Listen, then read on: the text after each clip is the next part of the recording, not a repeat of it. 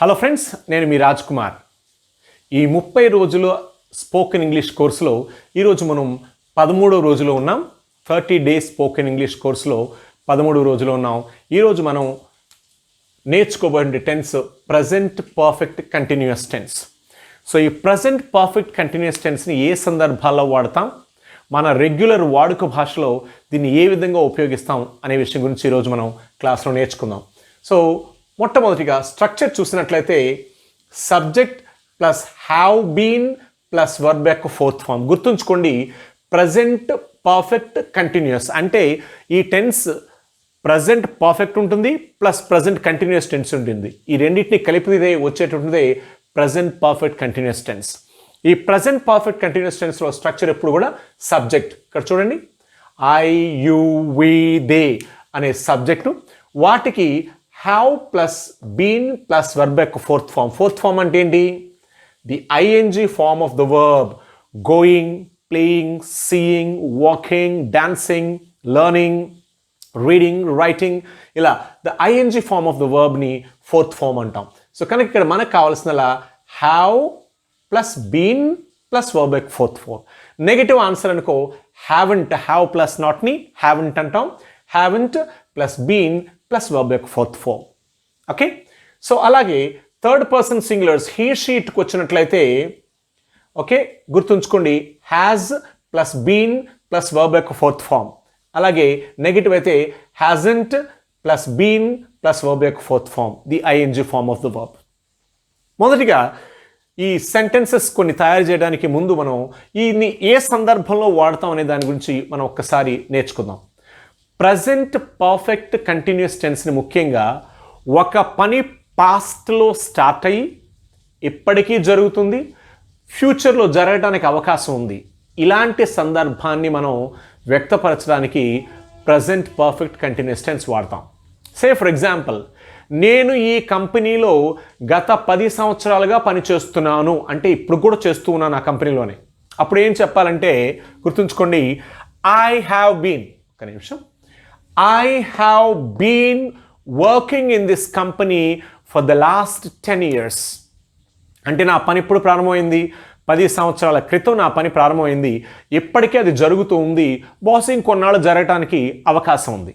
So అలాంటి సందర్భంలో I have been working in this company for 10 years.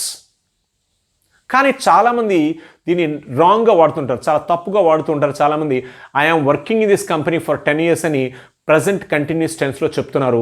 అది చాలా చాలా తప్పు. ఇన్ఫ్యాక్ట్ అలా చెప్పకూడదు కూడా. ఓకే, సో బహుశా ఏంటంటే వాడుక భాషలో కొట్టుకుపోతుంది కనుక అలా చెప్పుకుంటూ వెళ్ళిపోతున్నారు. I'm working this company for 2 years, for 5 years అని చెప్తున్నారు.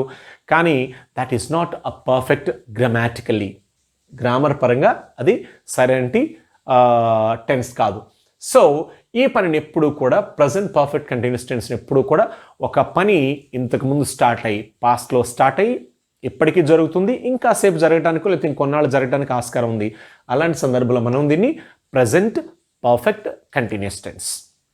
ప్రజెంట్ పర్ఫెక్ట్ అంటే ఎప్పుడో స్టార్ట్ అయిపోయింది ఆల్రెడీ, అండ్ ఆల్రెడీ స్టార్ట్ అయిపోయింది, కంటిన్యూస్ ఇప్పటికీ జరుగుతూనే ఉంది. ఓకే, అలాగే కొన్ని ఎగ్జాంపుల్స్ చూద్దాం. ముఖ్యంగా మరొక విషయం మీరు ఇక్కడ గమనించాలి, ప్రజెంట్ పర్ఫెక్ట్ కంటిన్యూస్ టెన్స్లో మనకి ఫర్ లేదా సిన్స్ అనేటువంటి పదాలు సహజంగా వస్తూ ఉంటాయి. ఎందుకంటే ప్రజెంట్ పర్ఫెక్ట్ కంటిన్యూస్ టెన్స్లో ఎక్కువగా మనకి టైం ఇండికేషన్ ఉంటుంది. టైం ఇండికేషన్ ఈ సమయంలో స్టార్ట్ అయింది, టైం ఇండికేషన్ లేకుండా మనకి ప్రజెంట్ పర్ఫెక్ట్ కంటిన్యూస్ వాడలేము. కనుక ఫర్ అంటే పీరియడ్ ఆఫ్ టైం, ఇంతకాలంగా.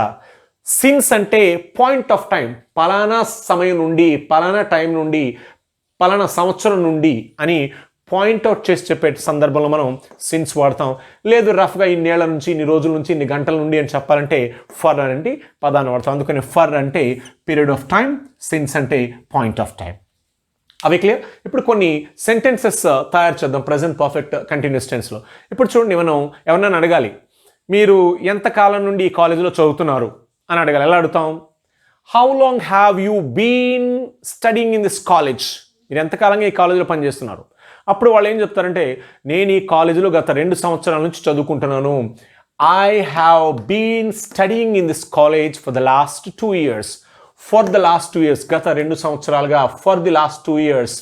లేదు 2018 నుండి నేను ఈ కాలేజీలో చదువుతున్నాను అని చెప్పాలనుకోండి, point of time 2018 August month నుంచి నేను ఈ కాలేజీలో చదువుతున్నాను. అప్పుడు నేను చెప్పాలి I have been studying in this college since August 2018.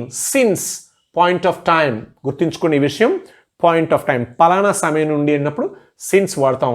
రఫ్గా 2 ఏళ్ల నుంచి, 2 నెలల నుంచి, 2 గంటల నుంచి అలాంటప్పుడు అలా రఫ్గా చెప్పుకునేటప్పుడు మనం పీరియడ్ ఆఫ్ టైం ఫర్ వాడతాం. అవి క్లియర్? మా నాన్నగారు గత 5 సంవత్సరాల నుండి బ్యాంక్లో, ఎస్బీఐ బ్యాంక్లో పనిచేస్తున్నారని చెప్పాలి. ఎలా చెప్తాను? మై ఫాదర్ హ్యాస్ బీన్, ఎందుకంటే హీ థర్డ్ పర్సన్ కదా, థర్డ్ పర్సన్ సింగులర్ కనుక అతను. My father has been working in SBI for the last 5 years. మా నాన్నగారు గత 5 సంవత్సరాలుగా ఎస్బీఐలో పనిచేస్తున్నారు. అవి క్లియర్? వాళ్ళు ఫర్ ఎగ్జాంపుల్ వాళ్ళు 2 గంటల నుండి క్రికెట్ చూస్తున్నారు టీవీలో. వాళ్ళు గత 2 గంటల నుండి, అప్పుడేం చెప్తాం మనం? దే హ్యావ్ బీన్ వాచింగ్, చూస్తూ ఉన్నారు, ఐఎన్జి ఫామ్.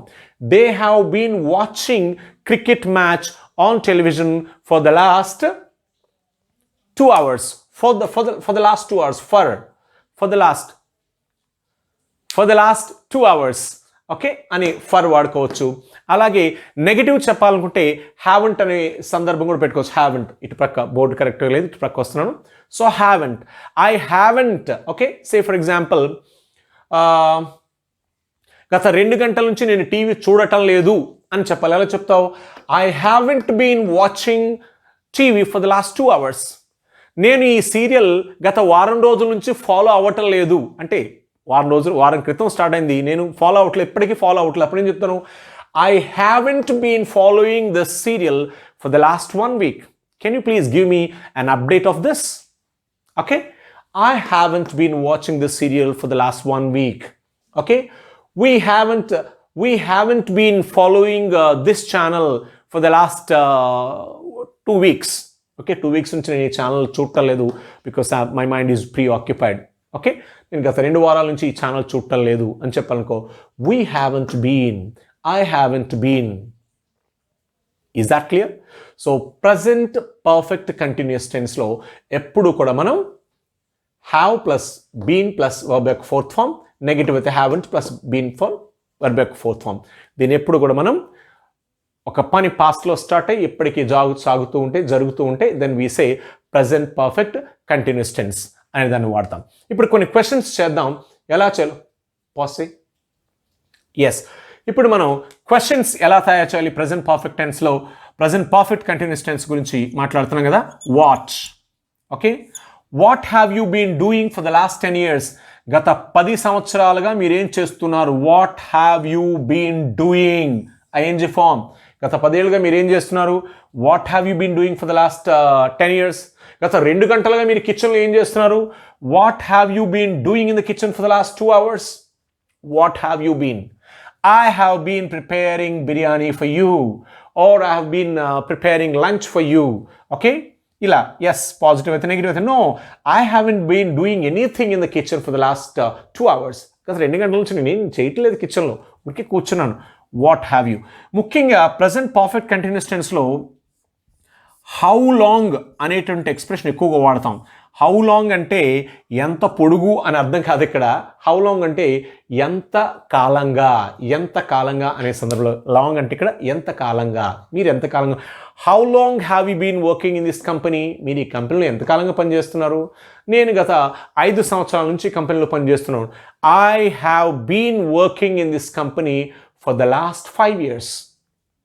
గుర్తుంచుకోండి, చాలామందిని I am working in this company for the last 5 years అంటున్నారు. అలా చెప్పకూడదు.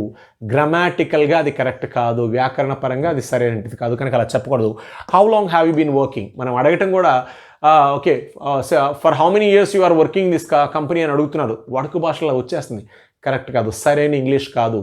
ఎందుకంటే మనం ఇక్కడ ఇంగ్లీష్ నేర్చుకుందాం, దాన్ని పర్ఫెక్ట్గా నేర్చుకుందాం, తప్పులు లేకుండా. ఓకే, చిన్న చిన్న తప్పులను వాటిని సరిదిద్దుకుంటూ పర్ఫెక్ట్గా నేర్చుకుందాం. ఎవరో వాడేశారు, ఎవరో మాట్లాడేశారు, ఆ విధంగా ఫాలో అయిపోదాం. దయచేసి తప్పుడు ఇంగ్లీష్ నేర్చుకోవద్దు, సరైన ఇంగ్లీష్ నేర్చుకుందాం. మీకు ఎలాంటి డౌట్స్ ఉన్నా ఈ టెన్స్లో కానీ మరి ఎలాంటి వీడియోలో కూడా మీకు డౌట్స్ ఉంటే ఇమ్మీడియట్గా నా కమెంట్స్లో పోస్ట్ చేయండి. I will be responding to you. Okay, yes. So how long, ఎంత కాలంగా. ఓకే, లేకపోతే ఎందుకు అని చెప్పాలనుకోండి, why have you been behaving like this, మీరు ఎందుకు అలా ప్రవర్తిస్తున్నారు, why have you been behaving, behave అంటే ఏంటి అర్థం, ప్రవర్తించుట, బిహేవియర్ అంటారు కదా, behaving, why have you been behaving like this, మీరు ఎందుకు అలా ప్రవర్తిస్తున్నారు, okay, I have been behaving like this because of some health issues, what ever it is. అమ్మా క్లియర్? సో ఈ విధంగా వాట్, హౌ లాంగ్, వై ఇలాంటి కొన్ని అన్ని WH క్వశ్చన్స్ కూడా దీనికి వాడలేము. మరి కొన్ని సెంటెన్సెస్ మనం ప్రాక్టీస్ సెక్షన్లో చూద్దాం. Thank you.